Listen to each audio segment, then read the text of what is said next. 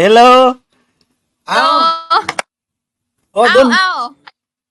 เอามาลินเอฟนี่หวะมุ้ยแฟนเด้เรายิงตัว เอาไอ้ายดิ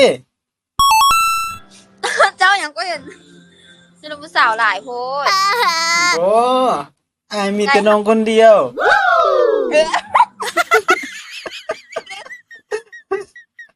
ไอ้ายมีแต่น้องคนเดียวนี่นะ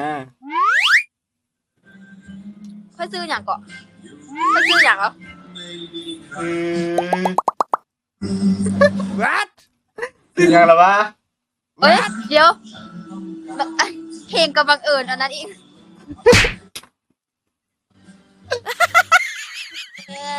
เสื้อไป ซื้อยังละบ่จื้อละ เอา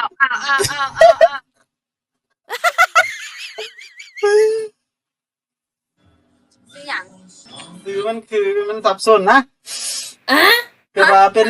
คนเซ็นบริกรรมไซแม่นบ่ แมน เอ้ยจื้ออยู่ไอ้ายมีแต่น้องคนเดียวนี่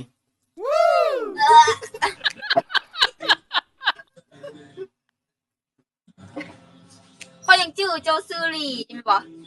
แม่นแหมเจ้าคือจื้อค่อย บ่มันซื้อมันยาวโพด ซื้อสองพี่พันลงคลิปนำกันอยู่แม่นอ่ะ แม่น จะอยู่ใส่ก่อน ค่อยวะเดี๋ยวนี้ก็อยู่นครหลวง แท้ แท้ บ้านหยัง อยู่อะไรอยู่แถวใกล้ๆประตูไซนี่แหละสิบุญเฮือง อ๋อแล้ว เลยเว้ยอ้ายเจอรถนี่กวนนะฮักก่อนเก่าเว้ย เย้เอาคนทำก่อ โอ้แม่น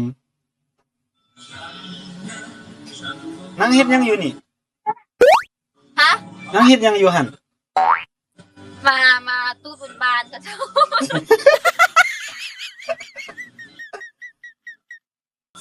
บ่แม่นพาผู้บ่าวไปนำที่บ่ มากับพ่อแต่ว่าพ่อไปใส่ผู้แหละ อยากไปไหว้พ่อเด้เนาะ